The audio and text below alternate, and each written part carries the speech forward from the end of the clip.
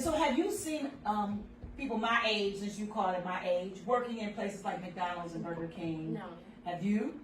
Yeah. Well, I have, but like Like, when you I were thought, younger, like, if you like go to Popeyes and stuff, you'll see like a lot of like older men and women working instead of a lot of the younger people. Yeah, so that's kind of how inflation is impacting you all. Let me go to Trayshawn and let me go to Justin. Let's talk a little bit about, because we're doing a career program here at 3R Academy. So we've been talking about careers, and so I just kind of want to know, what are your goals and what are your aspirations when you become older, Justin? What do you want to do when you get older? When I get older, I wanted to be a basketball and football coach. Mm-hmm. Okay, basketball and football coach. And how do you think you can get to become that? By training and like playing and training over and over, not stopping. Okay, very good. And Trayshawn, what have been some of the biggest challenges you think you faced in school? Because here at 3R Academy, we are trying to help young people with their reading and with math and those kinds of things. So what have been some of the challenges that you faced in kind of school and family, and how have you overcome some of those things? Really, it's been math, because you don't just think of it as, plus this, plus that. Right. But it's more levels that you would have to go on to. Yeah, that's good. And you have to build up your skills, and you have to constantly work on your math so that you can build it up and you'll know how to do the math. Very good, very good. Well, how do you handle, anybody, how do you handle pressure from school and from family, from peers? How do you handle pressure? Well, Go ahead. before we get into that, I was like, back on what Trisha said, I understand what he's saying, like math is more intricate, and like some people will like think that division is a lot more easier than multiplication because that's how they mind work, and some people are like, what? Multiplication is way easier than division. But like you were saying, how you handle pressure from your peers and family and work and stuff, school. So me personally, I just like not really zone out to where like I don't know what's going on, but like just act like nobody there.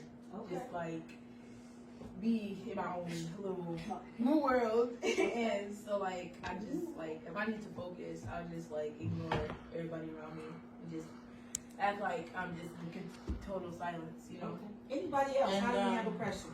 Me, really, what I want to tell y'all is too, when y'all get upset or something and you can't listen to music or anything, count to 10 or something, because what that can do is that can help you. If you have anybody that passed away, that can help you too, but don't keep it inside. That's good. Because if you keep it inside, it's going to build up. It's going to make you want to cry more, make you want to punch in walls and things like that. So it's hard to keep stuff in. So I would say just stress ball or anything. Go to physical therapy. You never know. That's good. That's good. Justin, I have a question for you. What are some things that you wish that adults understood about teenagers? We were playing kickball. Justin called me grandma. I'm sorry. What are some things that you wish that adults understood about teenagers? Because again, sometimes teenagers don't get an opportunity to let it out. And what do you think? What do you wish that adults understood about teenagers? How they think. Okay. Or that, like, we want to be heard too sometimes. Okay. And, like, talk to me, not at me. Because, like, we'll understand better if you, like, talk to me and just not talking at me and stuff. Or yelling. Exactly. Like, sometimes yelling is not necessary because yelling don't make it better. And our opinions, like, matter and stuff. And, like, when we, like, when y'all doing something that, like, requires, like, opinions and stuff, like, we should get to be able to state our opinion and stuff. Like, adults are never, like, you're never too old. Because adults feel like, well, I feel like adults feel like they're, like, older than us and we can't teach them anything. I feel like you're never too old to learn something. Very good. Okay. And also, I agree with Tania. So basically, with this, with Tania is saying, I'm gonna rephrase that. But when a certain teenager get mad, they feel like they're being abandoned because the parents are not listening and stuff. They're cussing, and stuff like that. That also builds up one of a kind of stress. There is many kinds of, stressing and people abusing their teenagers and kids. So I feel like that's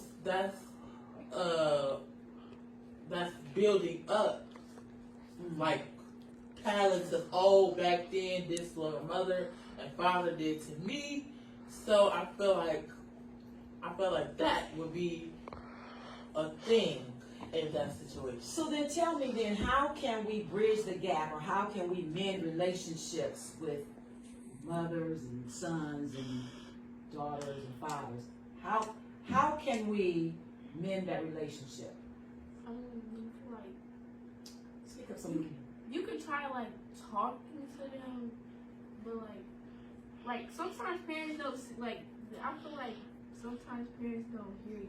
Oh, okay. So like they don't want to listen or something. Like I don't know how to explain it, but like if you could probably try to talk to them, but like it might not. It Depends. And like maybe you can like try to have like a little meeting with them, like ask to talk to them, and like just like have a little meeting or whatever, and be like I'll like you can just like say everything that's on your chest and everything you gotta say, and they can just listen, and then they can say how they feel and stuff, and about like why. And sometimes I feel like like parents be like, because I said so. I feel like I understand I understand, but like it doesn't really take much for like an explanation. So like that's why kids like be getting mad stuff because they think they did something wrong. Like let me give an example. Like you ask for like cake before dinner, and she's like no. You're like why? Because I said so.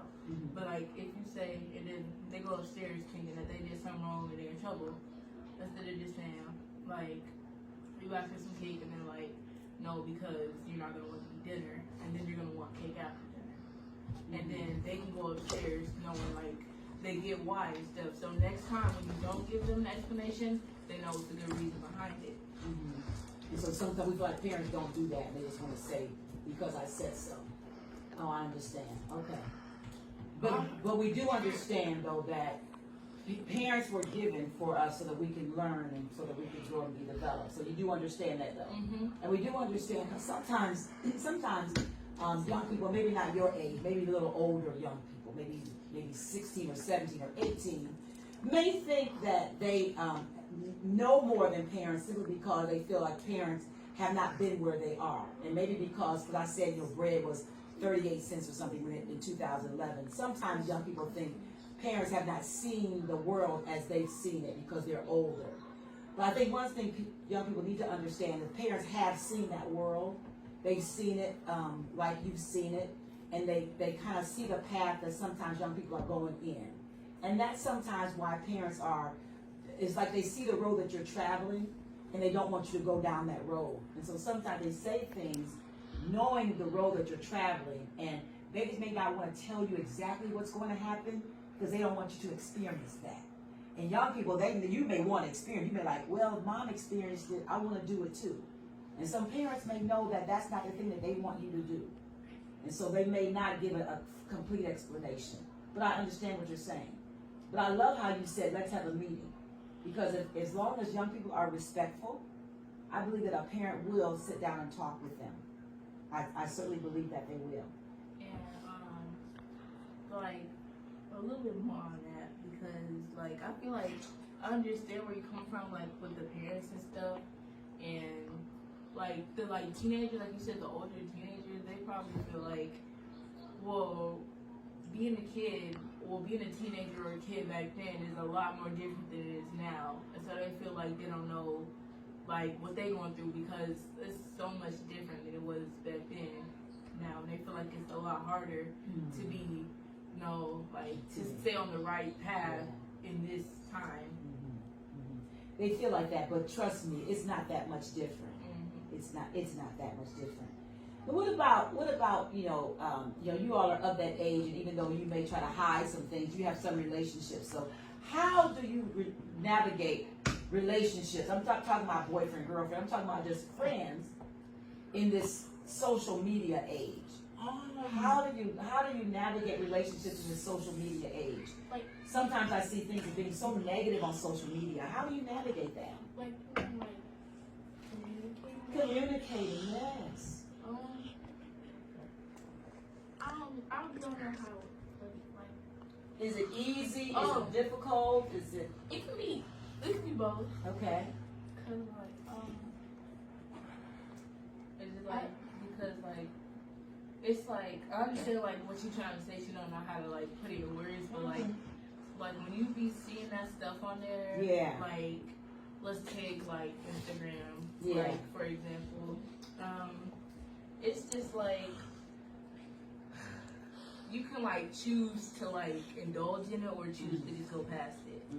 But like understanding that like you might want to do something about it, but you don't want to indulge and get involved in that stuff because there's always something behind the post. Right. You can go, Trey. I want to hear from